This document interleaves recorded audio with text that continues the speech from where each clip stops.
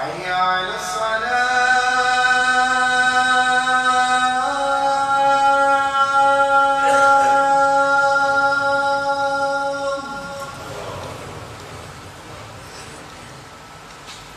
حي على الصلاة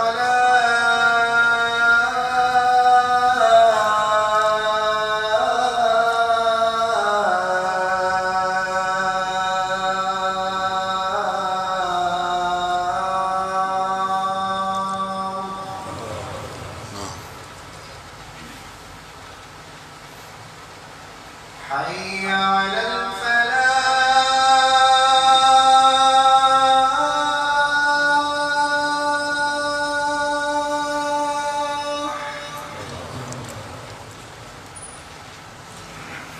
حي على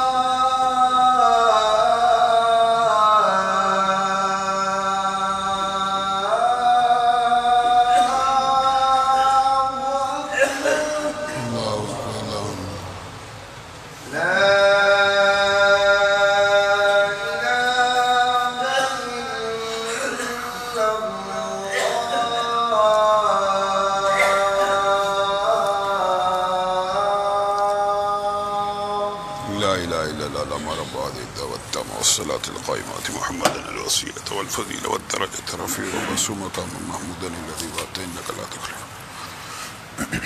إن الحمد لله نحمده ونستعينه ونستغفره ونؤمن به ونتوكل عليه ونعوذ بالله من شرور أنفسنا ومن سيئات أعمالنا من يهده الله فلا مضل له ومن يضلله فلا هادي له وأشهد أن لا إله إلا الله وأشهد أن محمدا عبده ورسوله.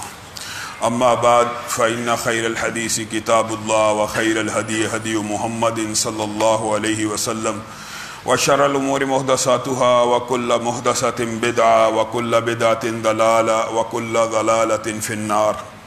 أعوذ بالله من الشيطان الرجيم. ملعونين أينما ثقفوا أخذوا وقتلوا تقتيلا. معزز سامعین گرامی قدر، تمام قسم کی تعریفات اور حمد و ثنا اللہ مالک الملک کے لیے ہیں، جو تمام کائنات کے خالق، مالک اور رازق ہیں، جو اپنے بندوں پر بے شمار انعامات کرنے والے ہیں، جو ہمیشہ سے ہیں اور ہمیشہ ہی رہیں گے، نہ جن کی ذات میں کوئی شریک ہے، نہ جن کی صفات میں کوئی شریک ہے۔ حمد و ثنا کے بعد لاکھوں کروڑوں درود و سلام ہوں اس ہستی اقدس و مقدس پر کہ جن کا نام نامی اور اسم گرامی حضرت محمد الرسول اللہ صلی اللہ علیہ وآلہ وسلم ہے، جنہیں تمام کائنات کا ہادی، رہنما، مقتدی، پیشوا، رہبر، امام بنا کر بھیجا، اور جن کے قلب اطہر پر اللہ رب العزت نے اپنی آخری کتاب حمید کو نازل فرمایا۔ حمد و ثنا اور درود و سلام کے بعد لاکھوں رحمتیں ہوں آپ کے صحابہ پر، امت کے ادیبوں پر، امت کے شہیدوں پر، واعظین پر، مبلغین پر، مصنفین پر، کہ جن کی وجہ سے اسلام ٹھیک اور مکمل حالت میں ہم تک پہنچا۔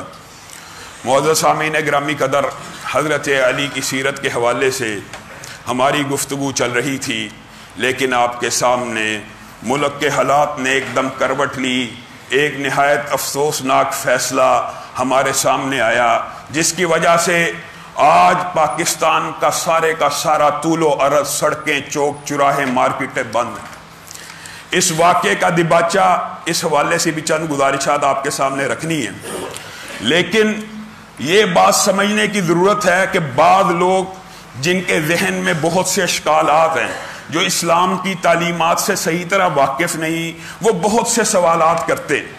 میرے بھائیوں، میرے ساتھیوں، نبی کریم صلی اللہ علیہ وسلم کی محبت، ان کی عزت کا دفاع، یہ تو ایک اگلا سٹیپ ہے۔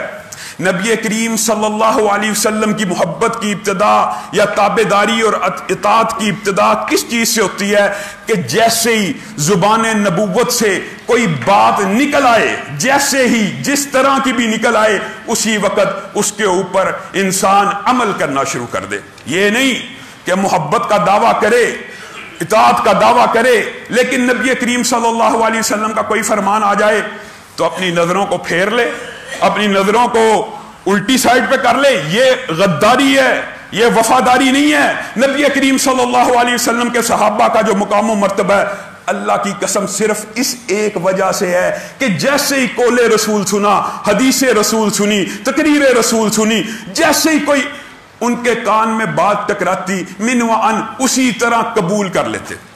مشہور واقعات آپ پہلے بھی سن چکے ہیں، چند واقعات کی طرف صرف اشارہ کروں گا۔ عبداللہ ابن مسعود کہاں پہ ہیں؟ جوتیوں والی جگہ کے اوپر ہیں۔ نبی کریم جمعہ پڑھا رہے ہیں، نبی کریم ایک بندہ کھڑا ہوتا ہے جمعے کے دوران، آگے چلتا ہوا آ رہا ہے، نبی کریم کہہ رہے ہیں بیٹھ جاؤ۔ نبی کریم کا مخاطب وہ بندہ ہے جو آ رہا ہے چل کے۔ عبداللہ ابن مسعود باہر جوتیوں والی جگہ پہ کھڑے ہیں، ان کے کان میں نبی کریم کا فرمان ٹکرایا، بیٹھ جاؤ، ادھر ہی بیٹھ گئے۔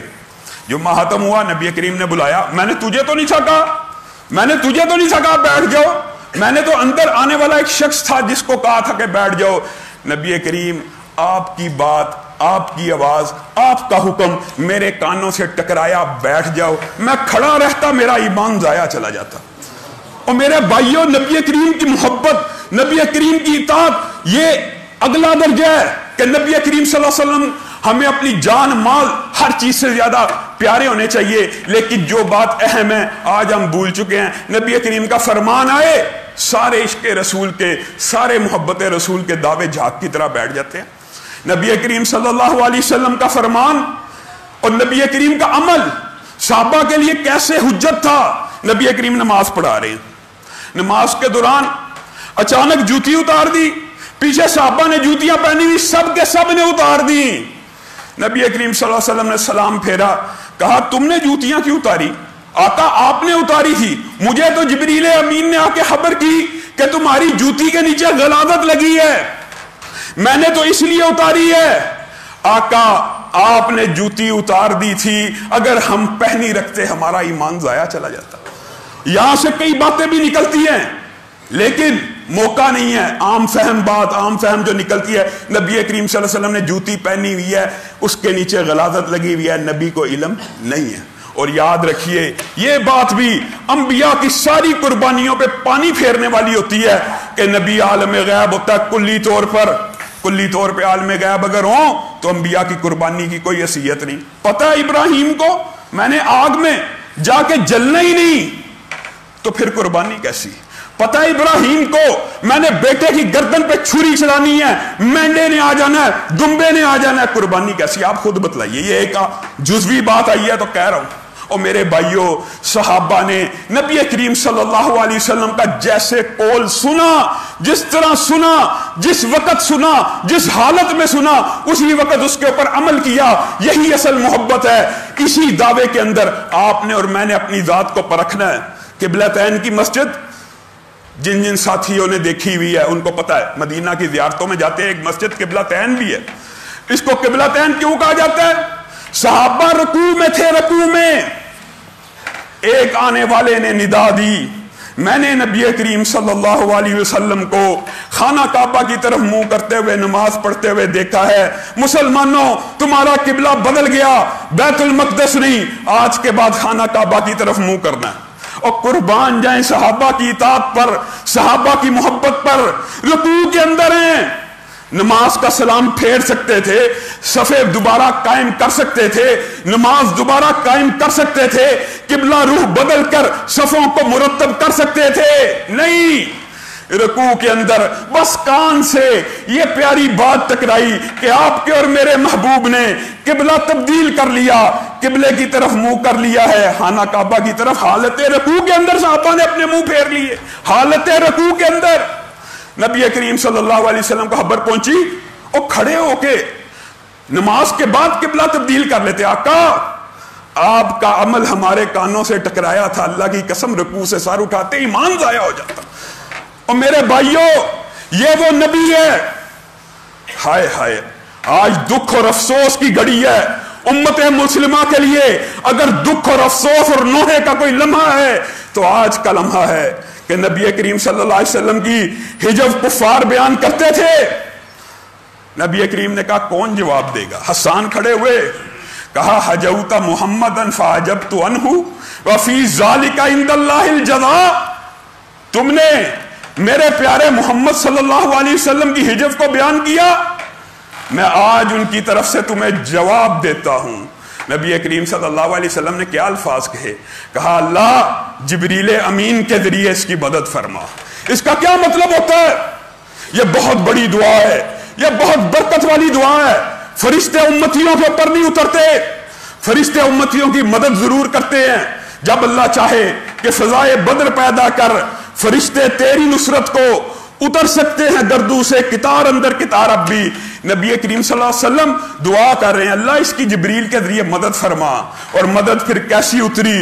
جواب دیا عربی ادب کی کتابوں میں زندہ، سیرت کی کتابوں میں زندہ. وَأَحْسَنَ مِنْكَ لَمْ تَرَ قَطُّ عَيْنِي وَأَجْمَلَ مِنْكَ لَمْ تَلِدِ النِّسَاءُ خُلِقْتَ مُبَرَّأً مِنْ كُلِّ عَيْبٍ كَأَنَّكَ قَدْ خُلِقْتَ كَمَا تَشَاءُ. آقا آپ جیسا حسین کسی ماں نے جنا ہی نہیں، آپ جیسا جمیل کائنات میں پیدا ہی نہیں ہوا. یوں لگتا ہے کہ یوم تخلیق کے اندر اللہ رب العزت کی بارگاہ میں کھڑے تھے اور رب کو کہہ رہے تھے مجھ کو ایسا بنا، مجھ کو ایسا بنا.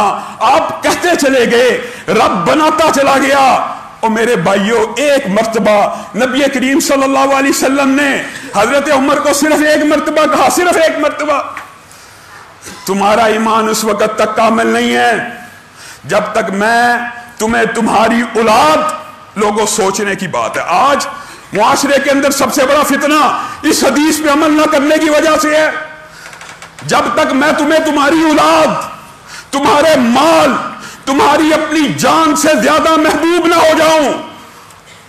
آج اپنے ایمانوں کو ٹٹولیے. اللہ کی قسم تم اور میں اس وقت تک مومن نہیں ہیں. نبی کریم کا فرمان سچا ہے، تیرا اور میرا ایمان جھوٹا ہے. نبی کریم نے کہا اس وقت تک تم مومن نہیں ہو. کون ہے جس کو آج نبی کریم سے اپنے بچوں سے زیادہ پیار ہے، اپنی مال سے زیادہ پیار ہے، اپنی جان سے زیادہ پیار ہے؟ حضرت عمر نے ایک لمحے کے لیے سوچا، کہا آقا اپنی جان سے بھی؟ کہا ہاں. اپنے مال سے بھی؟ کہا ہاں. اپنے بیٹوں سے بھی؟ کہا ہاں. کہا پھر عمر کا فرمان سن لیجئے، اللہ کی قسم آج کے بعد آپ ہی سب سے پیارے ہیں، آپ ہی محبوب ہیں، آپ کے اوپر جان نثار. اور صحابہ نے نبی کریم کے اوپر جان نثار نہیں کی. اور تم نے بلال کو حد کرتے ہوئے نہیں دیکھا. اللہ کی قسم کفار کا صحابہ سے پتہ کیا مطالبہ ہوتا تھا؟ ایک صحابی ایسے بھی ہیں جن کو تیل کے کڑاہے کے سامنے کھڑا کیا ہوا ہے اور ان کے سامنے مسلمانوں کو اس کے اندر پھینکا جا رہا ہے، صبر کر رہے ہیں. کہا تجھے بھی پھینک دیا جائے گا، صرف ایک بات کہہ دے. کیا بات؟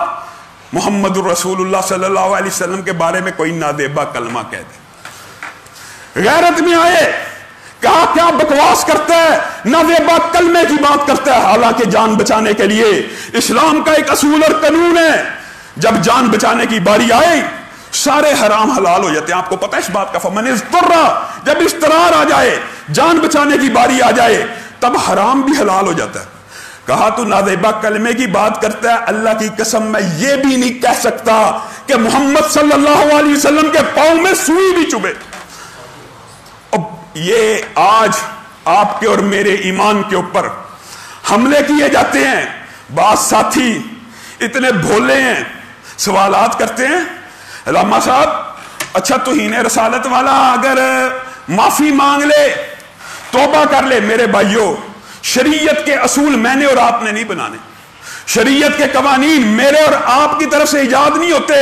یہ مسئلہ بھی یاد رکھ لیجئے، جرم جو بندہ کرتا ہے، کوئی بھی جرم، اس کی توبہ اللہ سنتا ہے. اگر وہ خلوص نیت سے توبہ کرے اللہ سنتا ہے، اللہ اس کو معاف کر دیتا ہے. اچھا علامہ صاحب معاف کر دیتا ہے، پھر سزا کس بات کی؟ اس بات کے اوپر کج فہم ذہنوں کے اندر، بچوں کے دماغوں کے اندر جن کا اسلام کے ساتھ صحیح مطالعہ اور لنک نہیں ہے مسلمان، ان کو کمزور کیا جاتا ہے، وسوسہ اور وہم ڈالا جاتا ہے.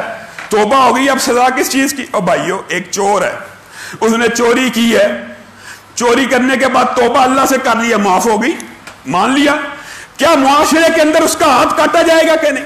اس کے اوپر جرم ثابت ہو جائے تو اس کو سزا ملے گی کہ نہیں؟ اور 100 مرتبہ بھی توبہ کر لے، حدود اللہ کا مجرم اگر جرم ثابت ہو جائے وہ توبہ بھی کر لے، اس کے ہاتھوں کو کاٹا جائے گا۔ زانی نے زنا کیا ہے، توبہ کر لی، لیکن اگر حجت قائم ہوگی، 4 گواہ موجود ہو گئے، اقرار کر لیا، یہ جو شرائط ہیں، جو بھی حدود اللہ کی شرائط ہوتی ہیں وہ پوری ہو گئی، پھر اس کو چھوڑا نہیں جاتا۔ معاشرے کے اندر اللہ کی حدوں کو قائم کیا جاتا ہے، یہ الگ بات ہے کہ قاتل کا قتل بھی معاف ہے، اللہ کے ہاں معاف ہے، لیکن معاشرے کے اندر اس کو قتل کے بدلے میں قتل کیا جائے گا۔ یہی معاملہ توہین رسالت کا بلکہ اس سے زیادہ شدید ہے۔ ایک بندے نے توہین رسالت کر دی، وہ مسلمان ہو یا غیر مسلم ہو، اس بارے کے اوپر بھی اختلاف پھیلایا جاتا ہے، اس کی وضاحت بھی آج میں کرنا ضروری سمجھتا ہوں۔ توہین کر لی، گستاخی کر لی، اب جی یہ معاف کر دیا جائے، رسول اللہ صلی اللہ علیہ وسلم نے فلاں کو معاف کیا تھا، فلاں کو معاف کیا تھا۔ اور میرے بھائیو، رسول اللہ صلی اللہ علیہ وسلم جب تک دنیا میں موجود تھے ان کے پاس یہ اختیار تھا، وہ صاحب وحی ہیں، وہ صاحب شریعت ہیں، ان کی مرضی ہے، ان کی مرضی تھی، وہ جس کو چاہتے سزا دیتے، جس کو چاہے معاف کر دیتے۔ ان کی زندگی کے اندر یہ معاملہ ہو سکتا تھا، لیکن آپ اور میں شریعت کے پابند ہیں، حدود اللہ کو نافذ کرنے کے پابند ہیں۔ میں اور آپ یہ پلی نہیں لے سکتے، اس نے رسول اللہ کی گستاخی کی ہے، اب اس نے میرے سامنے توبہ کی ہے، اس کو سزا نہیں ملنی چاہیے۔ اچھا پھر کہتے ہیں گستاخ رسول کی سزا جی قرآن میں کہاں ہے؟ افسوس اور دکھ کی بات ہے، پتہ بھی ہے وحی کے 2 ماخذ ہیں، ایک قرآن ہے، ایک حدیث ہے۔ یہ قرآن براہ راست میرے اور آپ کے اوپر نہیں اترا، نبی کریم صلی اللہ علیہ وسلم نے کہا یہ قرآن ہے تو ہم نے قرآن مانا، نبی کی حدیث کی وجہ سے جس قرآن کو مانا اسی نبی کی حدیث سے غداری کرتے ہیں۔ یہ بھی دھوکہ ہے، یہ بھی بات یاد رکھیے، میں آپ کو ویسے لاجک سمجھانے کے لیے کہہ رہا ہوں، قرآن پاک میں بھی گستاخ رسول کی سزا موجود ہے۔ سورۃ احزاب آیت نمبر 61 ترجمہ پڑھیے، 57 نمبر آیت کے اوپر اللہ تعالیٰ نے لعنت کی ہے، لعنت، جو اللہ اور اس کے رسول کو اذیت دیتا ہے اس کے اوپر لعنت کی۔ مذہب یہاں پہ لعنت ہے اور ان کے اوپر دنیا اور آخرت کا عذاب ہے، لعنہم اللہ فی الدنیا والآخرہ، ان کے اوپر عذاب ہے دنیا اور آخرت کا۔ یہاں پہ تو عذاب ہے، یہاں پہ سزائے موت کا ہے، یہی لعنت کے لفظ۔ اللہ نے کہا امت میں کوئی کج فہم، کم ذہن، کند ذہن پیدا نہ ہو جائے۔ 61 نمبر آیت میں اس آیت کی تفسیر بھی کر دی، کیا ملعونین اینما ثقفوا اخذوا وقتلوا تقتیلا۔ اللہ کہہ رہا ہے جاؤ پوری دنیا کے سارے مفسر جمع کر لو، کسی دنیا کے بندے سے آیت نمبر 61 کا ترجمہ کروا لو، کسی دنیا کے بندے سے، بڑے سے بڑا مستشرق ہو، ترجمہ پڑھو، ملعونین اینما ثقفوا، جو اللہ اور اس کے رسول کی گستاخی کرتا ہے، جو اللہ اور اس کے رسول کو اذیت دیتا ہے، ملعونین اینما ثقفوا، ان کے اوپر لعنت ہے۔ وہ تو پیچھے بھی بیان ہو گئی تھی، اب یہاں پہ سزا بیان کی جا رہی ہے، اخذوا وقتلوا تقتیلا۔ آج تک پورے کلام حمید کے اندر اتنی زبردست سزا کا ذکر موجود نہیں ہے جتنی توہین رسالت کی سزا کا ذکر موجود ہے۔ اخذوا وقتلوا تقتیلا، اس کو ایسے قتل کرو، ایسے قتل کرو، ایسے قتل کرو کہ معاشرے کے لیے نشان عبرت بن جائے، ٹکڑے ٹکڑے ہو جائے، عضو جدا ہو جائے۔ یہ اللہ کا قرآن کہہ رہا ہے۔ یہ کس کے بارے میں کہہ رہا ہے؟ کوئی غامدی اٹھے گا، وہ کہے گا یہ سزا، بتاؤ کس کے لیے سزا؟ میں نے غامدی صاحب کا موقف نہیں سنا، مجھے میرے دوستوں نے کل بھیجا، وہ اس آیت کی تفسیر اور تشریح کرتے ہیں کہ یہ منافقوں کے بارے میں شرم نہیں آئی۔ دوسرا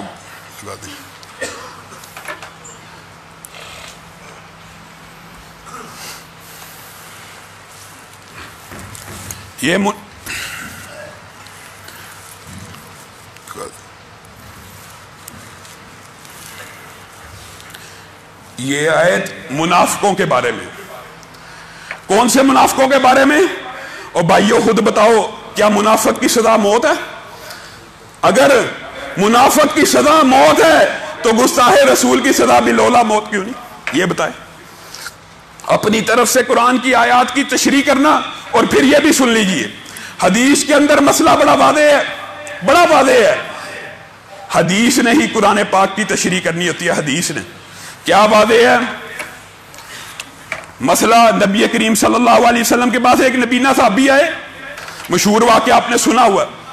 نبی کریم نے کہا کس نے رات یہ کام کیا، پیش ہو جائے. نبینا صحابی صفے پھلانگتے ہوئے آ رہے ہیں، پھلانگتے ہوئے آ رہے ہیں. آقا میں ہوں. کیا کر کے آیا ہے؟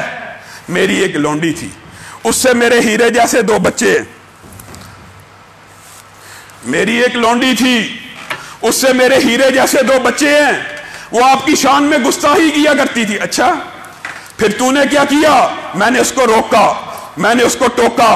کل رات اس نے زبان درازی کی، آپ کے بارے میں کچھ نازیبا الفاظ کہے. میں تو اندھا ہوں، میں تو نبینا ہوں. میں نے خنجر نکالا، میں نے اس کے پیٹ میں گھونپ دیا. جب تک وہ مر نہیں گئی میں نے اس سے خنجر نہیں نکالا.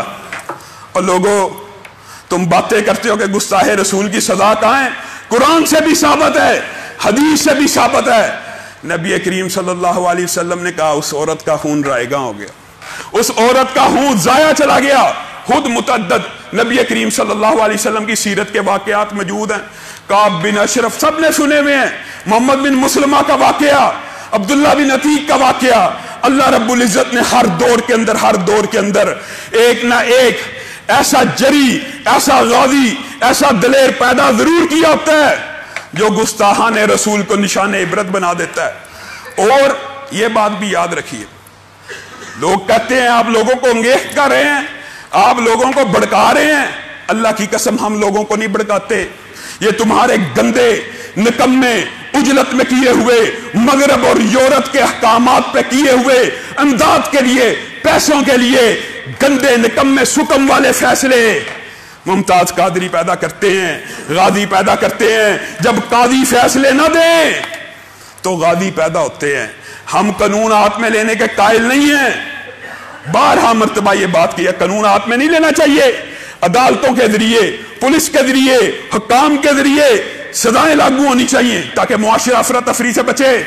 لیکن یہ بات بھی یاد رکھ لیجئے، بعض شریعت کے قوانین ایسے ہیں، بعض جرائم ایسے ہیں، بعض جرائم ماورا عدالت قتل کی اجازت نہیں. نہ آپ کو انگیخت کر رہا ہوں، لیکن آپ کو صدق کے دل سے اور سچی بات بتلا رہا ہوں. شریعت کی بات چاہے کسی کو بری لگے، چبھے، بتا دینی چاہیے. اگر کوئی بندہ قانون ہاتھ میں لیتا ہے کن 2 جرائم کے اوپر، ایک جادوگر کو قتل کرتا ہے اور ایک توہین رسالت کے مجرم کو قتل کرتا ہے، قانون ہاتھ میں نہیں لینا چاہیے.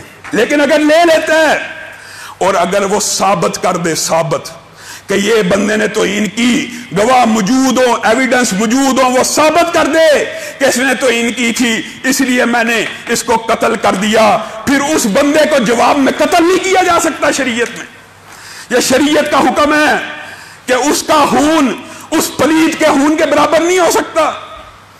تم نے ایک پلید اور ملعون عورت کو چھوڑا، ملک میں بیسی اور مسلمان ان کا خون بہا دیا. مسلمانوں کا خون قیمتی کوئی نہیں، اس توہین رسالت کرنے والی کا خون قیمتی ہے. اور میرے بھائیوں، قانون ہاتھ میں لینا بری بات ہے، لیکن اگر کوئی اس معاملے میں قانون ہاتھ میں لیتا ہے اس کو جواب میں قتل نہیں کیا جا سکتا. کیا مطلب؟ ممتاز قادری نے قتل کیا، اگر وہ توہین رسالت ثابت کر دے تو اس کے بدلے میں قتل نہیں کیا جا سکتا. وکیلوں نے یہ پلی لی، لیکن وہی بات، یہی جج تھا، یہی جج آصف سعید کھوسا نے ممتاز قادری کی شہادت کا فیصلہ جاری کیا. جب اس کی شہادت کا فیصلہ جاری کیا تو اصولی طور پہ، قانونی طور پہ، لیگل شریعت کے مطابق بھی، آئین کے مطابق بھی، دستور کے مطابق بھی وہ یہ کیس سن ہی نہیں سکتا تھا. کیوں؟ Conflict of interest. اس نے پہلے ایک بندے کی سزائے موت کا فیصلہ جاری کیا، اب اسی ہی کیس کے اندر جس آسیہ ملعونہ کی وہ پشت پناہی کر رہا تھا، اگر اس کی بھی موت کا فیصلہ جاری کرتا، آپ بتلائیے، عام فہم جھٹکی سی بات، اگر اس کی بھی موت کا فیصلہ جاری کر دیتا تو ممتاز قادری کی موت کا فیصلہ غلط ہو جاتا. اس کو کہتے ہیں مفادات کا ٹکراؤ. اس وجہ سے اس کو اس بینچ پہ بیٹھنا ہی نہیں چاہیے، وہ حق بھی نہیں تھا رکھتا کہ وہ اس بینچ پہ بیٹھے. اور بات آئی ہے تو کہہ دیتا ہوں، قانون ہاتھ میں لینے والے کی سزا شریعت میں کیا ہے؟ یہ بھی لوگ سوال پوچھتے. پہلی بات، ریاست چاہے اس کو عمر قید دے دے، عمر قید بھی دی جا سکتی ہے لیکن قتل نہیں کیا جا سکتا. یہاں کے اندر جو بینچ بنا، انہوں نے جتنی اجلت میں جس طرح کا فیصلہ کیا، یقین مانی ایک مجسٹریٹ بھی اس طرح کے قانونی حکم نہیں چھوڑتا. فیصلے کے اندر کیا لکھا ہے؟ پہلا اعتراض جو اعلیٰ عدلیہ کے ججوں نے کیا اس فیصلے کے اندر، یہ واقعہ 15 جون کا تھا، ایف آئی آر 19 جون کو کٹی. اور میرے بھائیو آپ خود بتاؤ، جتنے سمجھدار شعور والے بیٹھے ہیں، یہ معاملہ کتنا حساس ہوتا ہے. 15 کو وقوع ہوا ہو، عام چوری اور ڈکیتی بھی ہمارے علاقے میں ہو جائے نا، اس کا پرچہ بھی 5-5 6-6 دن بعد کرتا ہے، بار بار تھانے جانے سے. یہ حساس معاملہ تھا. اور مشرف دور میں ایک آرڈیننس بنا تھا کہ کوئی بھی توہین رسالت کا پرچہ S I, A S I, inspector, D S P rank کا بندہ تفتیش کر کے نہ کاٹے. کون کاٹے؟ ایس پی رینک کا بندہ. ایس پی رینک کا بندہ تفتیش کرے، جرم ثابت ہو جائے، پرچہ کاٹ دیا جائے. ایس پی کون ہے؟ ہمارے مسلک سے تعلق رکھتا ہے؟ نہیں. سید امین بخاری، اس نے تفتیش کر کے موقع کے اوپر شواہد اکٹھے کر کے، اور اتنا بڑا کیس ہی نہیں ہے. یہ بات بھی یاد رکھو، یہ جس ملعونہ کو تم نے آزاد کیا نا، اللہ کی قسم جب یہ دنیا سے، پاکستان سے باہر چلی گئی مغربی دنیا کے اندر، اوپنلی توہین کرے گی. سلمان رشدی نہیں کرتا، تسلیمہ نسرین نہیں کرتی، مغرب کے اندر جا کے یہ اوپن توہین کرے گی، اپنی اس توہین پہ قائم رہے گی. جس طرح ایس پی کے سامنے جا کے بیان دیا، میں نے توہین کیا، مجھے معاف کر دیا جائے. ایس پی رینک کا افسر تفتیش کرنے کے بعد ایف آئی آر درج کرتا ہے. اعلیٰ عدلیہ کے جج کہتے ہیں 15 کو واقعہ ہوا، 15 ہی کو ایف آئی آر کیوں نہیں کٹی؟ کوئی شرم نہیں آئی؟ 19 تاریخ کو ایف آئی آر کٹی ہے. یہ پہلا اعتراض. دوسرا اعتراض، قانونی حکم موجود ہے فیصلے کے اندر، اجلت میں لکھا گیا ہے، جانبدار ہو کے فیصلہ کیا گیا ہے، مغرب کو، یورپ کو، اپنے آقاؤں کو خوش کرنے کے لیے فیصلہ کیا گیا ہے. دوسرا حکم یہ ہے جی، اعلیٰ عدلیہ کہہ رہی ہے کہ ایک گواہ کہتا ہے جس اجتماع کو مرتب کیا گیا تھا پنچایت کو ایف آئی آر کے بعد، ایف آئی آر سے پہلے بھی، یہ دونوں باتیں مبہم کر کے بیان کی گئی ہیں فیصلے کے اندر. جس اجتماع کو منعقد کیا گیا تھا اس کے بارے میں ایک گواہ نے کہا کہ 100 بندہ تھا، ایک گواہ نے کہا 200 بندہ تھا، ایک گواہ نے کہا اتنے بندے تھے. اور میرے بھائیو آج جتنے آئے ہو مسجد میں، جتنے آئے ہو، یہاں سے میں پوچھنا شروع کرتا ہوں، اس مسجد میں کتنے نمازی ہیں؟ اللہ کی قسم ہو سکتا ہے کسی ایک کا بھی دوسرے کے ساتھ بیان نہ ملے. ہر بندے کا اپنا اندازہ ہے. ایک بندہ کے 600 بندہ ہے، ایک بندہ کے 1000 بندہ ہے، ایک بندہ کے 700 بندہ ہے. کیا بندوں کی تعداد کے اوپر یہ فیصلہ کیا جاتا کہ جمعہ ہوا ہی نہیں تھا، اجتماع منعقد ہی نہیں ہوا تھا؟ یہاں پہ جمعے سے نمازی چلے جائیں، کوئی کہے جی علامہ صاحب کے پیچھے 500 بندہ تھا، ایک بندہ کے 700 بندہ، او ہو تعداد آ گیا اس لیے جمعہ ہی نہیں ہوا. یہ فیصلہ اعلیٰ عدلیہ کے جج لکھ رہے ہیں کہ اجتماع کی تعداد کے بارے میں اضطراب ہے، آپس میں اختلاف پایا جاتا ہے. گواہوں کے بیانات میں یہ تعداد ہے. جو معاشرے کے اندر بات مشہور کی جا رہی ہے نا، سمجھیں، فیصلے کو پڑھیں، گواہوں کے بیان کے اندر یہ تعداد ہے کہ تعداد ایک جیسی بیان نہیں کر رہے. اس لیے اجتماع کا وقوع پذیر ہونا مشکوک ہے. ایک بات پھر اپنا تعداد سن لے، اپنا خود. جو جج یہ کہہ رہا ہے کہ اجتماع کا وقوع پذیر ہونا مشکوک ہے، وہ کہہ رہا ہے اس اجتماع کے اندر آسیہ ملعونہ نے جو اقرار کیا تھا وہ عوام کے پریشر کی وجہ سے تھا. شرم نہیں آئی؟ ایک طرف اجتماع ہوا ہی نہیں، دوسری طرف تو یہ کہہ رہا ہے اس اجتماع کے اندر آسیہ کا اقرار اجتماع کے پریشر کی وجہ سے تھا. کیسا فیصلہ؟ یہ جان بوجھ کر دیا گیا ہے، مسلمانوں کے جذبات سے کھیلا گیا، جان بوجھ کے دیا گیا. میں آپ کو برملا طور پہ کہتا ہوں، ہو سکتا ہے لوگ گھبراتے ہوں تو انہیں عدالت لگ جائے گی، اور تم اپنی توہین کے اوپر 5-5 سال 10-10 سال لوگوں کو نااہل قرار دے دیتے ہو، اور رسول اللہ صلی اللہ علیہ وسلم کی توہین کی تمہاری نظر میں اہمیت ہی نہیں ہے. یہ کیسی بغیرتی ہے، یہ بے ضمیری ہے، یہ بے حسی ہے. عدالت کے فیصلے کے اندر ایسے ایسے حکم موجود ہیں کہ جو قانون دان ہے. میں تو ایک عام ایڈوکیٹ ہوں، قانون کا طالب علم ہوں. قانون جاننے والے اس فیصلے کے اوپر ہنس رہے ہیں کہ ججوں نے، مجسٹریٹ کیا، بہت چھوٹے لیول کا ایس آئی اور اے ایس آئی بھی جب پیسے لے کے کسی کو بے گناہ لکھتا ہے وہ بھی اس سے بہتر لکھتا ہے.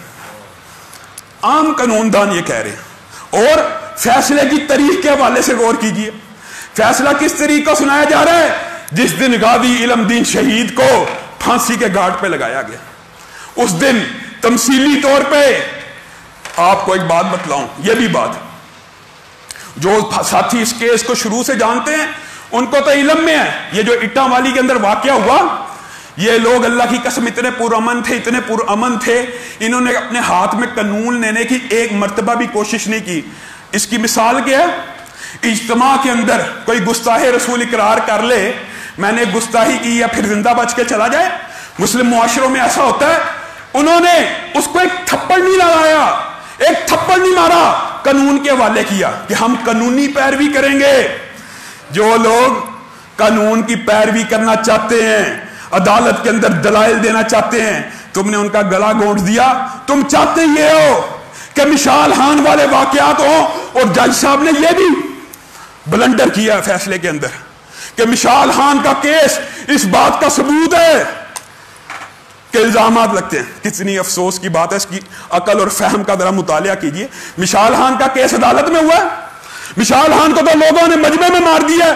تم تو چاہتے یہ ہو کہ تم عدالتوں کے اندر فیصلے قانون آئین شریعت کے مطابق نہ کرو اور لوگوں کو آزادی مل جائے۔ اللہ کی قسم اگر عدالتیں مجرموں کو ریلیف نہ دیں تو کوئی بندہ قانون اپنے ہاتھ میں ہی نہ لے۔ کیوں لے؟ عدالت سے مجرم کو سزا ملتی ہو، اگر اس معاشرے کے اندر کوئی پاگل ہے قانون ہاتھ میں لے۔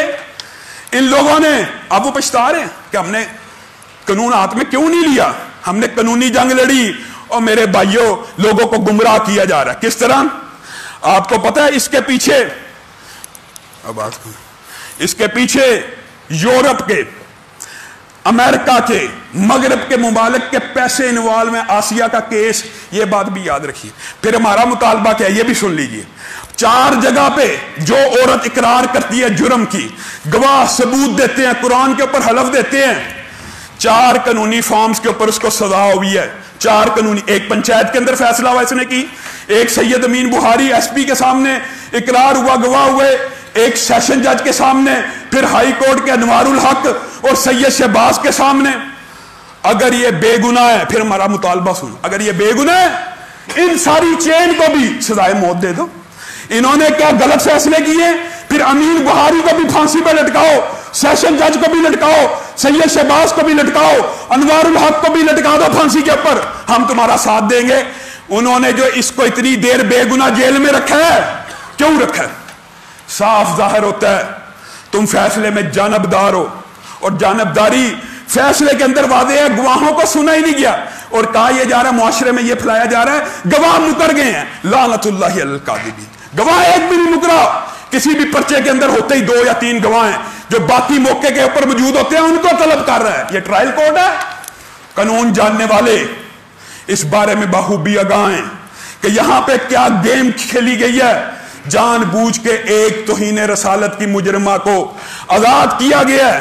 اب ایک نیچرل سی بات ہے، نیچرل سی بات ہے، یقین مانیے یہ معاملہ کسی سیاسی پارٹی کا نہیں ہے، اور نہ سیاسی پارٹی کے اختلاف کی وجہ سے ہم یہ بات کرتے ہیں۔ آپ کو پتہ ہے نواز شریف کے دور کے اندر وقاص حیدر، سلمان گرائے کے خلاف ہم نے یہاں سے تحریک کو چلایا۔